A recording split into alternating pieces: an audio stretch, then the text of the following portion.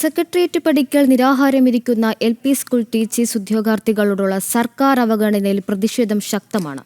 സമരം 33-ാം ദിവസത്തിലേക്ക് കടന്നു. യുവമോർച്ചയുടെ നേതൃത്വത്തിൽ സെക്രട്ടേറിയറ്റ് മാർച്ചും ഇന്ന് നടക്കും.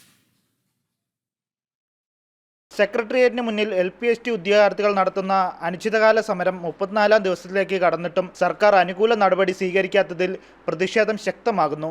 ഉദ്യോഗാർത്ഥികളുമായി സർക്കാർ ചർച്ച നടത്തുകയോ വ്യക്തമായ ഉറപ്പ് നൽകുകയോ ചെയ്തിട്ടില്ലെന്നാണ് ഉദ്യോഗാർത്ഥികളുടെ ആരോപണം. റാങ്ക് ഹോൾഡേഴ്സിന്റെ സംസ്ഥാന സെക്രട്ടറി വളർമതി നിരാഹാരം തുടങ്ങിയിട്ട് ഇന്ന് 9 ദിവസമായി. മുഖ്യമന്ത്രി വി.ഡി. സതീശൻ ഹിറ്റ്ലർക്ക് സമാനമായ സമീപനമാണ് ഉദ്യോഗാർത്ഥികളോട് കാണിക്കുന്നതെന്ന് യുവമോർച്ച സംസ്ഥാന അധ്യക്ഷൻ വി. മനുപ്രസാദ് കുറ്റപ്പെടുത്തി. കഴിഞ്ഞ തവണത്തെ ബഹുമാനപ്പെട്ട മുഖ്യമന്ത്രിയെക്കുറിച്ച് ഇപ്പോഴത്തെ ബഹുമാനപ്പെട്ട മുഖ്യമന്ത്രി പറഞ്ഞത് ഹിറ്റ്ലറിനോട് ചേർന്ന് നിൽക്കുന്ന ഒരാളാണ് പിണറായി വിജയൻ എന്നാണ് പറഞ്ഞുകൊണ്ടിരുന്നത്. സമരങ്ങളെ കാണാനോ കേൾക്കാനോ തയ്യാറാകുന്നില്ല എന്നുള്ളതാണ്. പക്ഷേ ഇപ്പോൾ ഞങ്ങൾക്ക് പറയാനുള്ളത്, കഴിഞ്ഞ മുഖ്യമന്ത്രി എങ്ങനെയാണോ ഹിറ്റ്ലറോടാണ് ചേർന്നതെങ്കിൽ ഞങ്ങളും അതാണ് എന്ന് തെളിയിക്കാനാണ് ഇപ്പോഴത്തെ മുഖ്യമന്ത്രി തീരുമാനിക്കുന്നത്. പറഞ്ഞതുപോലെ കഷ്ടപ്പെട്ട് പഠിച്ചു, പറഞ്ഞ പരീക്ഷ എഴുതി, റാങ്ക് ലിസ്റ്റിൽ വന്നിട്ട് അവർ ജോലി കിട്ടിയില്ലല്ലോ എന്ന് ആഗ്രഹിച്ച് അവർ പരമാവധി ശ്രമിച്ചു. എന്നിട്ടും ജോലി കിട്ടുന്നില്ല. ഇവിടെ വന്നു, ബ്ലൈഡ് കൊണ്ടുവന്നില്ല, പൊതുജന ഒരു പ്രശ്നം ഉണ്ടാക്കിയില്ല. അവർ വീണ്ടും സ്വയം ദുരിതം അനുഭവിക്കാൻ തയ്യാറായി.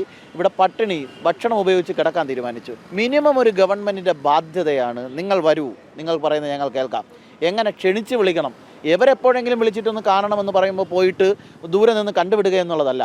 സർക്കാരിൻ്റെ അവഗണനയ്ക്കെതിരെ പ്രതിഷേധം ഘടിപ്പിക്കുന്നതിൻ്റെ ഭാഗമായി ഇന്ന് യുവമോർച്ചയുടെ നേതൃത്വത്തിൽ സെക്രട്ടേറിയറ്റിലേക്ക് മാർച്ച് സംഘടിപ്പിക്കും. 1 മാസം പിന്നിട്ടിട്ടും വിഷയത്തിൽ സർക്കാർ മൗനം പാലിക്കുകയാണെന്നും അർഹരായ ഉദ്യോഗാർത്ഥികൾക്ക് നീതി നിഷേധിക്കപ്പെടുകയാണെന്നും റാങ്ക് ഹോൾഡേഴ്സ് ആരോപിച്ചു. അതേസമയം സമരം അവസാനിപ്പിക്കാൻ സർക്കാർ അടിയന്തരമായി ഇടപെട്ട ചർച്ച നടത്തുകയും നിയമനവുമായി ബന്ധപ്പെട്ട അനിശ്ചിതത്വത്തിന് പരിഹാരം കാണുകയും വേണമെന്ന് ഉദ്യോഗാർത്ഥികൾ ആവശ്യപ്പെട്ടു. വരും ദിവസങ്ങളിൽ സമരം കൂടുതൽ ശക്തമാക്കാനാണ് എൽ.പി.എസ്.ടി റാങ്ക് ഹോൾഡേഴ്സിന്റെ തീരുമാനം. ജനം, തിരുവനന്തപുരം.